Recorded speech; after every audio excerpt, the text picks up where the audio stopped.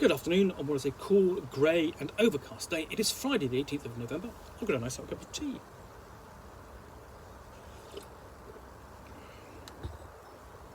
And a parcel to continue unboxing. And what I'm going to pull out of this is a copy of Crime Fighter, which is the role-playing game published by Task Force Games.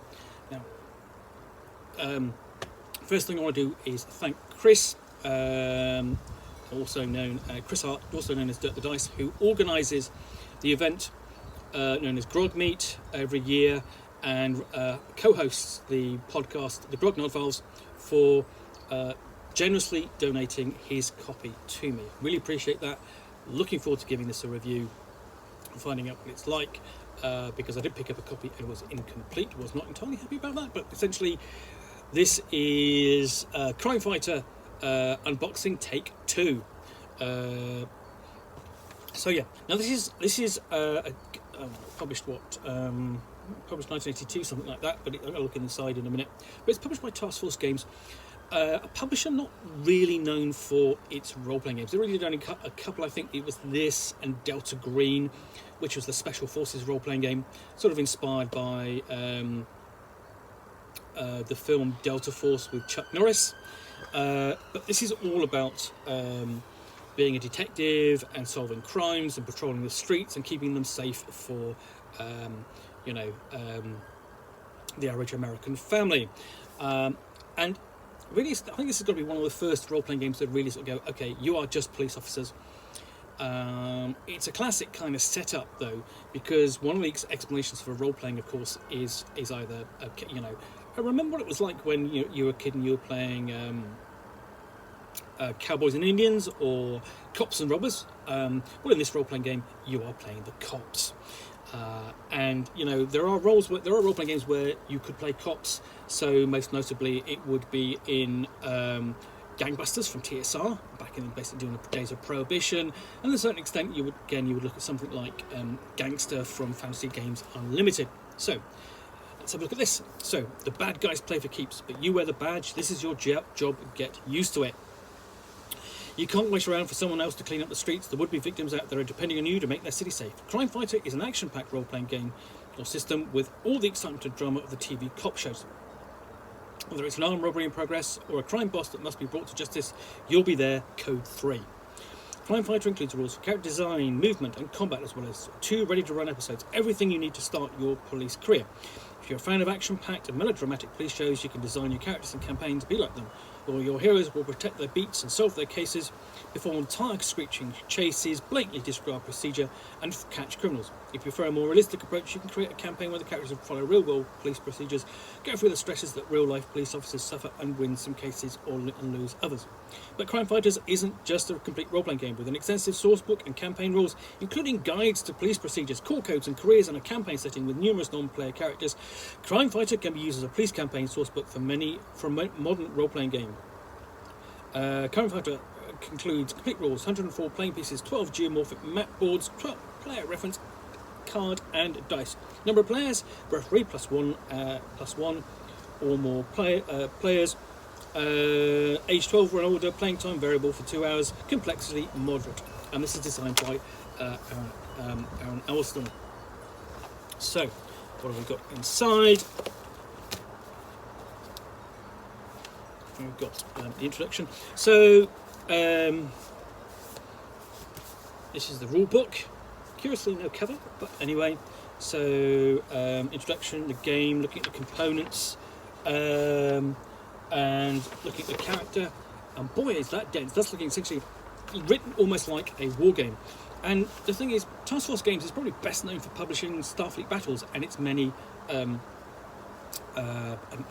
expansions. So just more details on creating a character. Quite dense, quite a lot of information, but it's probably going to be fairly simple once you read through it. Lists of all the skills and what they do. So yeah, it's quite extensive. Rules for security systems there in the along with the the skill for security systems.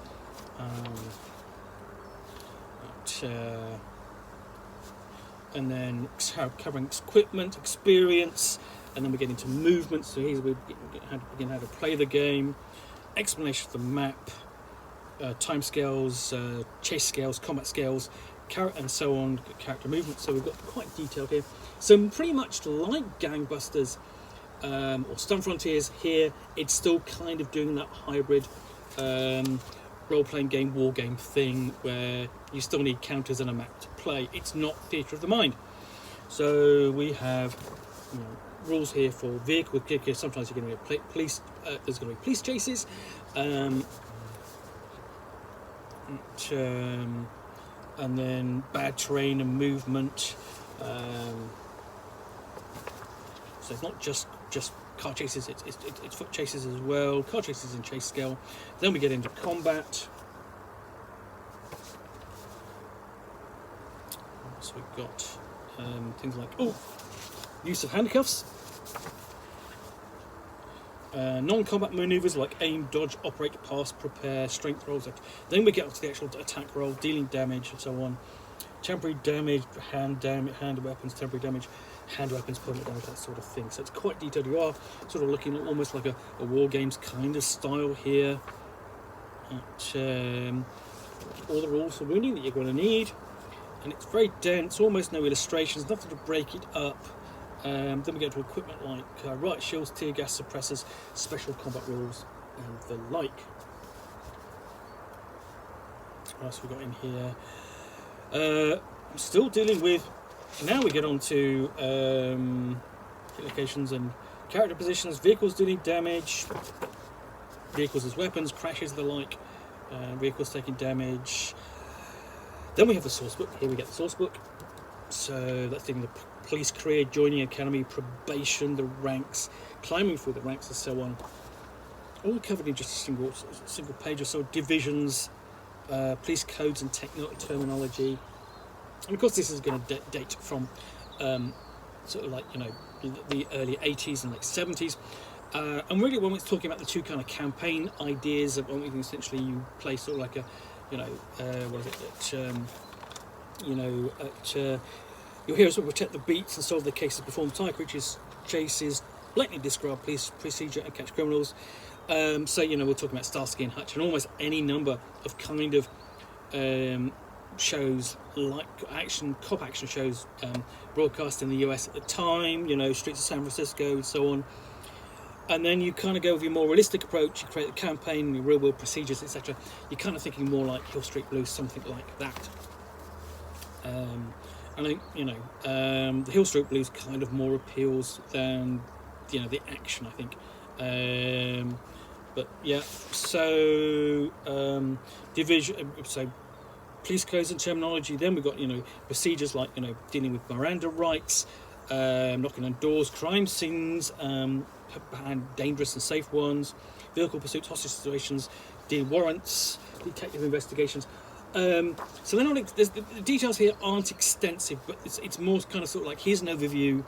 You really want to be taking your inspiration more from what you see on TV rather than necessarily from what from here. This isn't a definitive sort of definitive guide. It's an overview, enough to play. I'm not saying it's not deficient to play that. So crime and punishment. So dealing with dealing with sort of like the aftermath of arrests and sentencing and trials and so on. We have go on to criminals, criminal occupations. So that's quite a bit. That's quite short. Then we've got campaign setting. So that's a bit more detailed because essentially this is where you're going to be basing your campaign. So we've got all the NPCs in here, and then we've got that's the NPCs in the precinct. Then we've got criminal NPCs who the player characters are going to be interacting with, potentially campaign characters running the simple adventure. And the thing is, we've done kind of crime adventures, and essentially it's possible to do it with in other settings. So for example, Protect and Serve was a supplement for Cyberpunk 2020 where you played law enforcement in Night City, and then the same thing again with the Lone Star Sourcebook where you played Lone Star security and police services in the world of Shadowrun. So we've got advice on running sort of like simple adventures, elaborate adventures, example of running investigations that are all here, keeping it simple, keeping it from getting stale, characters, ranks in campaigns, how to handle that, use of money, so on. And then we've got suggestions on adapting from your favourite shows or movies. And then you've got a further kind of sample section as well, sample sort of section house.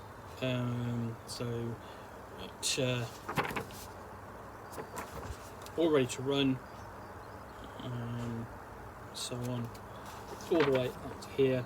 And oddly, the sort of like you have the kind of look that looks more 70s or even earlier, even 50s there. So it could be kind of timeless. So you could really set this any time, really, sort of like any time from sort of like the 40s, 50s, 60s onwards, and so on. So you've got a scenario in there, and there are the NPCs for it, and that's the character sheet. And Crime Fighter, there's a map of the precinct house. So what else we've got in here? We've got sort of reference sheet, so you do have a table of contents separate, reference sheet for the Game Master, 2 6-sided dice, and then Ziploc bag for all the counters,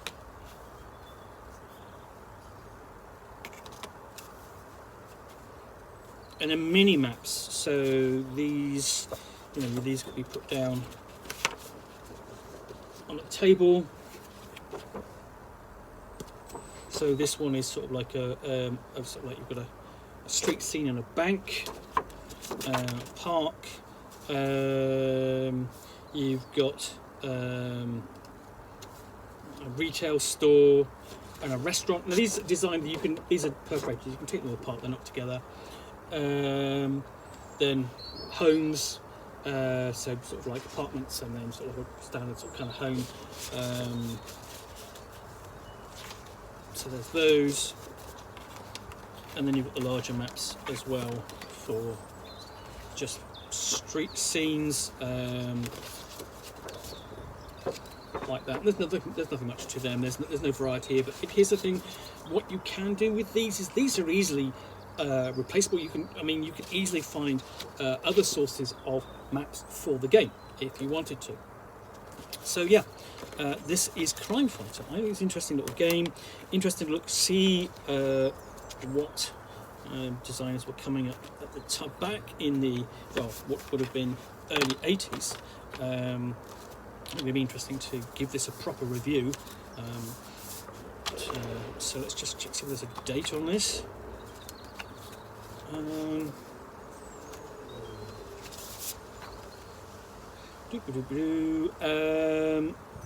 Well, this is copyright 1988, so it's a bit later than expected, and it looks more complex. It feels like an older role-playing game than it necessarily should in design and look. But yeah, that's Crime Fighter from Task Force Games. I look forward to giving this a proper review in due course, maybe for a while, because essentially it's all fun to do it on this anniversary. That'll be fun. Anyway.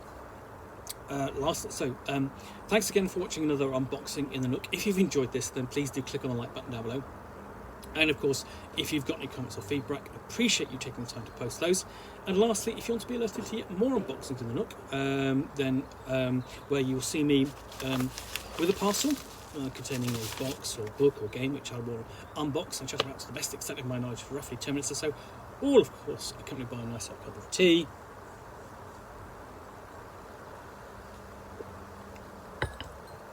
Then please do click on the like button, click on the subscribe button down below. And in the meantime, thanks again for watching another unboxing in the Nook. I'll be back again soon with another one. And very lastly, thank you again, Chris, Dirk the Dice, for letting me have his copy. I really appreciate that. I'm really looking forward to giving this a review and explore its contents and write about it. I do appreciate this. Another nice addition to my to my burgeoning collection of games and things to write about. So yeah, thank you very much. Be back again soon. Bye for now.